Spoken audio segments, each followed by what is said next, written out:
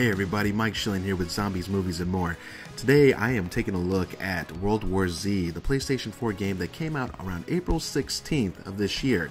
So it's been out about a month, and I want to let you know if this game is worth jumping into still. Has it held my interest, or is it just one of those just dying out, another one of those PS4 games that just aren't going to last? So, with that said, let's get straight into some footage and see what it looks like. Okay, so here we are at the WWZ screen. So we're going straight into online mode. There is an offline mode as well, and so as you can see, there's several types of difficulty that you can choose. Everything from easy all the way up to insane, and you cannot play the insane and very hard modes until you reach a certain level. But we're going to start off, I think, here just on normal, just to kind of get a feel for things. And there's descriptions for each one of these, so to give you an idea about what you're about to get yourself into. As you can see, there's 4 different episodes out right now. There are 3, I guess, mini episodes per main episode. Except for Tokyo, only currently has 2. We're going to jump into a Jerusalem map. And as you can see, there's 4 characters down there. The games are pretty fast. I guess I should say the servers are in finding people and jumping straight into it. I think I had to jump over to another one here because that last one, it already started. But, and it's true, sometimes they get you into games that have already started, but for the most part, they are pretty responsive overall in finding players so that you get straight into the game. Right here is the class system, and not to get into too much information, but there are a slew of classes, as you can see from left to right, that you can do to give yourself perks and bonuses as you jump into this game. So once everybody's readied up and good to go with your weapon customizations and everything else, you get into the loading screen, and the load screens last for anywhere from 30 to 45 seconds. I mean, it's a little longer than what I'd want, but during this time you can think about other things. I kind of skip through some of this just so you can get to the cutscene here. As for the weapon customizations, there are several types of guns that you can choose. Everything from SMGs to shotguns to crossbow explosive bolts and heavy machine guns, sniper rifles, just standard full auto carbines and semi-auto carbines as well. It's pretty intuitive. So as you can start off, we're in a nighttime mission right now, which is pretty cool and creepy. And you know, you got to watch around corners for some of this. This plays a little bit like Left 4 Dead, if any of you guys played into that game. Right there, what we're looking at is one of the larger characters, zombies that can nail you pretty good. It's called a bull. And basically, if that thing gets enraged, you want to watch out, because it will come straight over and tackle the nearest person that's in his path. And as you can see, it's moving in. And again, don't forget, we are playing on normal here, so the enemies aren't super tough. I mean, it's definitely manageable for your, you know, average shooter player and so forth. But this game gets intense, guys. I am not going to lie. I mean, it usually starts off just kind of mediocre, but it does not take long before these things get enraged. They do move by sound, so if you make a hell of a racket, they're going to start hitting you in force. And obviously there's certain triggers in the game which will allow them to come faster or slower as well. And when the hordes come, you will know it. Right now what I'm doing is I'm picking up a turret gun out of one of those yellow crates, and you can find these sometimes when you're getting ready to defend an area. And they'll show you where you can actually post up these turrets. There's actually a few above me as well. On my left, I just passed an ammo box I keep passing by, which you will want to keep that near you at all times, because ammo does go quick in this game. I mean, you're fending off hundreds of zombies sometimes at a time. There's also a heavy machine gun there, which I think I'm going to jump on and kind of get after it.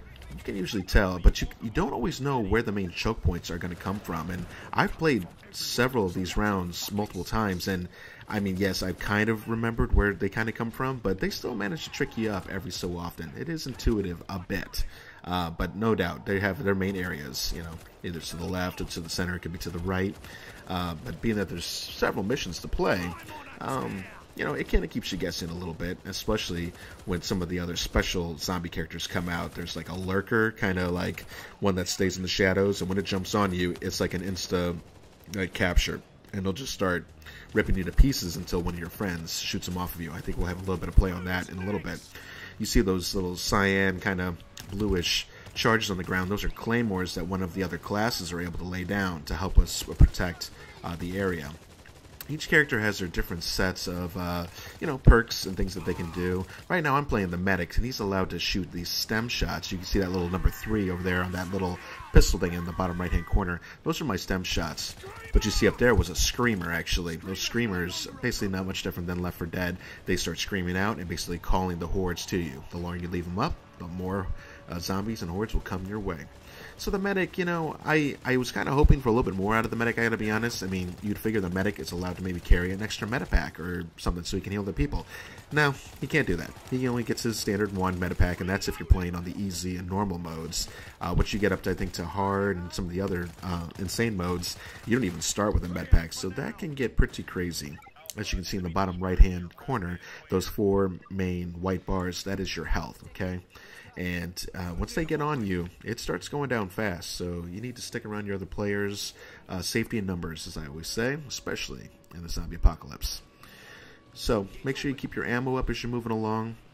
There are some small lulls in the kind of the craziness. I've actually skipped through a few of them here in this video just for time's sake and kind of showing you guys some of the big time action. But yeah, again, I have to keep bringing it back to that Left 4 Dead style where it's kind of like a full, you know, mission and a map, if you will, that you're kind of playing through. You're getting from point A to point B to point C and so forth, and trying to achieve the objectives, which are very simple. Usually finding somebody or, you know, locating an area and holding it down. That was one of those lurkers I just told you about earlier.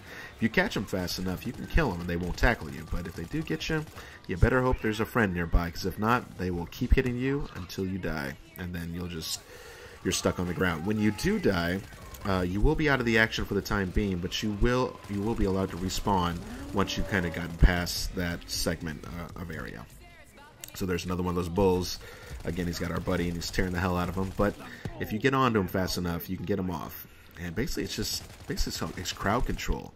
But to some who might say, yeah, it's just a simple shooter. Well, yeah, I guess it is kind of a simple shooter, but it's the intensity that it brings at times where you're just like, holy crap, that's a lot of zombies. And there's different guns around. As you can see, I just picked up a machine pistol right there. Sometimes there's bigger ones. Right now we're defending this house as part of this mission.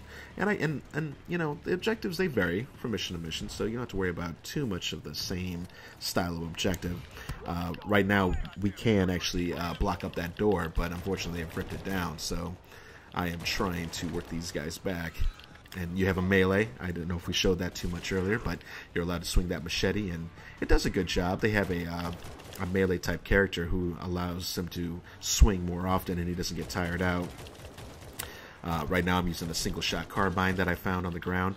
As you level up your character, you will have the option to start off with different weapons. In the beginning, they start you off with this like an SMG kind of automatic pistol type thing, and I think it's silence, I think, starting off. Don't quote me on that. I think it is. But either the point is, your weapons kind of suck in the beginning, but before long, you will start unlocking other things and having a hell of a good time. And not to mention, after every mission, you're getting points, in-game credit points, that you can use to upgrade all of your weapons and also upgrade your character stats, which, again, those are those perks I was telling you about. So, like, for my medic, I can heal more people with my stem pistol at one time. I get like an extra 25% health boost. As you can see, I wanted to show you a little bit of the action when they start to swarm. And this isn't a perfect representation. There's actually a few different levels where the swarm is for real. And you can kind of see them on the far right-hand side. They took them down pretty quick. But again, we are on normal. When you go up to the other levels, it is a lot harder to take these zombies down. And you feel the intensity because you just can't keep up with them all. I played with some crews who just, let's just say, are less than great, and so that will also add to the intensity. So even if you play on normal, there's a good chance you're still going to have a hell of a good time. Right now we're heading towards the end of this mission where we're trying to get to the chopper, and you know, they're still coming up the walls and so forth, and obviously we're getting out of it. So I wanted to keep this video to or at or around 10 minutes just so we didn't get too long. I just want to get you guys an idea of what this is all about. The cinematics look really good. Overall, the game looks really good. Will it hold your attention over time? I think it will, because I find myself still coming back and playing. If you just want to get after it and just shoot some stuff. I mean, sometimes it's just fun just to get after it and just shoot at some stuff instead of having to worry about, oh god, okay, what special thing do I have to do over here or do over here? It's like, let's just go out there and kill some zombies. Let's just have some fun. And again, it's 4-player co-op. You can get 3 of your other buddies with you to play and just have a good time overall. So again, loading screens, a little annoying, but we've definitely had far worse. Anthem and some of the others. It's kind of cool. At the post-match, you also get some stats, and as you can see, I did okay in this one.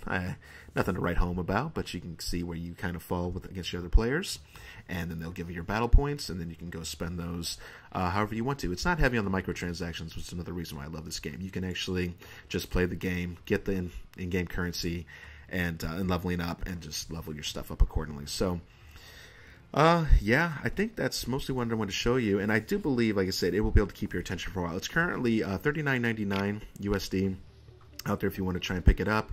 And so, you know, maybe we'll see you out there on the battleground. The maps, they do vary, and like I said, they look beautiful, so I have a feeling you guys are going to like it. I hope you enjoyed this short video of World War Z, guys. My overall score for World War Z is 7.5, and so I think that's definitely worthy of a purchase, especially for $40. So, again, this is the ZMAM Show. I'm your host, Mike Schilling, and we'll see you at the next review.